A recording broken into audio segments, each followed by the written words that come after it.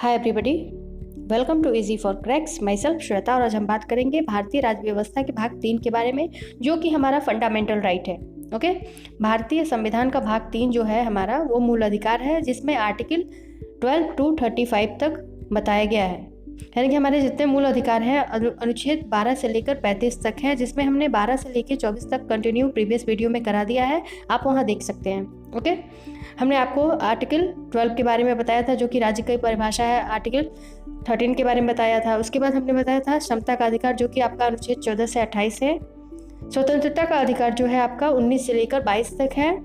शोषण के विरुद्ध अधिकार जो है 23 और 24 आर्टिकल है। ओके, यहाँ तक हमने आपको डन करा दिया है, आप प्रीवियस वीडियो में देख सकते हैं। यहाँ हम देखेंगे धर्म की स्वतंत्रता का अधिकार, अनुच्छेद 25 से लेकर 28 तक, यानी कि अनुच्छेद 25 और 28, 25 से लेकर 28 तक जितने भी होते हैं, यानी कि 25, 26, 27 और 28, ये हमारे धर्म की स्वतंत्रता के अधिकार से रिलेटेड हैं। तो सबसे पहले आर्टिकल 25 देखिए, तो इसमें कहा है अंतःकरण की और धर्म को अबाध रूप से मानने, आचरण करने और प्रचार करने की स्वतंत्रता है। यानी कि आप अंतःकरण अपने अंदर से किसी भी धर्म को मान सकते हैं, उसका अबाध रूप से मानने, उसका आचरण करने और प्रचार करने की स्वतंत्रता दी गई है। यानी कि आप किसी भी धर्म को मान सकते हैं, उसका प्रचार कर सकते हैं और उसका आचरण कर सकते हैं। जैसे कि आप देखते हैं, जो सिख लोग होते हैं वो कृपाण धारण करते हैं, मुस्लिम लोग महिलाएं जो होती हैं वो हिजाब धारण करती हैं, हिंदू महिलाएं जो होती हैं वो सिंदूर लगाती हैं। तो ये आपका धार्मिक स्वतंत्रता के अधिकार में दिया गया है। अनुच्छेद 25 के तहत आप इतना सब कुछ कर सकते हैं। फिर है अनुच्छेद 26, जिसमें धार्मिक कार्यों के प्रबंध की स्वतंत्रता की गई है। यानी कि धार्मिक जो कार्य होते हैं, जैसे कि आप कोई स्थापना हो गया, संपत्ति हो गया, वैधानिक खर्च हो गए, इस तरह की जो स्वतंत्रता धर्म से रिलेटेड है वो अनुच्छेद 26 पे है।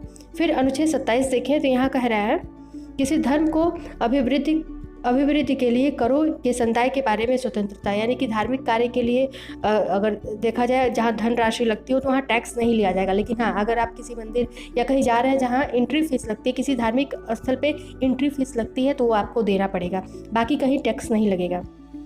फिर हम अनुच्छेद 28 देखें, तो यहाँ कह रहा है कुछ शिक्षा संस्थाओं में धार्मिक शिक्षा या धार्मिक उपासना में उपस्थित होने के बारे में स्वतंत्रता दी गई। यानी कि कुछ शिक्षण संस्था ऐसे होते हैं, जैसे कि कोई संस्कृत का विद्यालय हो गया, मदरसा हो गया, यहाँ पे धार्मिक शिक्षा और धार्मिक उपासना के उपस्थित होने के बारे में बताया गया है। लेकिन हाँ, यहाँ पे एक और है, जैसे कि सरकारी खर्च से जो भी संस्था चलते हैं वहाँ धार्मिक शिक्षा नहीं दी जाएगी। और ये भी कहा गया है कि संस्था में किसी भी कार्य को करने के लिए अबाध्य नहीं किया जाएगा किसी को। ओके, नेक्स्ट, संस्कृति और शिक्षा संबंधी अधिकार, जो अनुच्छेद 29 और 30 है। आर्टिकल 29 एंड 30 में आपको संस्कृति और शिक्षा संबंधी अधिकार दिए हुए हैं। जिसमें हम आर्टिकल 29 को देखें, तो यहाँ कह रहा है अल्पसंख्यक की भाषा, लिपि और संस्कृति की सुरक्षा। यानी कि जो अल्पसंख्यक जाति होते हैं, अल्पसंख्यक लोग होते हैं, उनके हितों के लिए ये बनाया गया है, जिससे उनकी संस्कृति, उनकी भाषा, उनकी लिपि, उनके धर्म को जाति के आधार पर संस्थान से वंचित नहीं किया।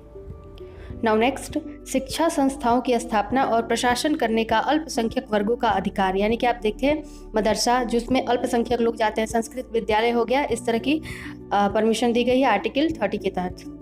फिर है संवैधानिक उपचारों का अधिकार, अनुच्छेद 32। अनुच्छेद 32 की बात की गई है, जहां हम देखें अनुच्छेद 32 में कहा गया है मूल अधिकारों को प्रवर्तित कराने के लिए उच्चतम न्यायालय जाने का अधिकार। यानी कि आपका कोई भी मूल अधिकार हनन किया जा रहा है, उसके लिए आप सुप्रीम कोर्ट जा सकते हैं। ये है आर्टिकल 32। आर्टिकल 32 को ही मूल अधिकारों को मूल अधिकार बनाने वाला मूल अधिकार कहते हैं। ओके, यहाँ पे हम बता दें, इसको संविधान की आत्मा, हृदय और संरक्षण भी कहते हैं। इसमें शामिल याचिकाएं क्या क्या हैं? बंदी प्रत्यक्षीकरण, परमादेश, प्रतिषेध, उत्प्रेषण और अधिकार परीक्षा। यहाँ हम अगर बंदी प्रत्यक्षीकरण का मतलब देखें, तो इसका मतलब होता है सशरीर किसी को प्रस्तुत किया जाए। परमादेश का मतलब होता है कि हम आदेश देते हैं।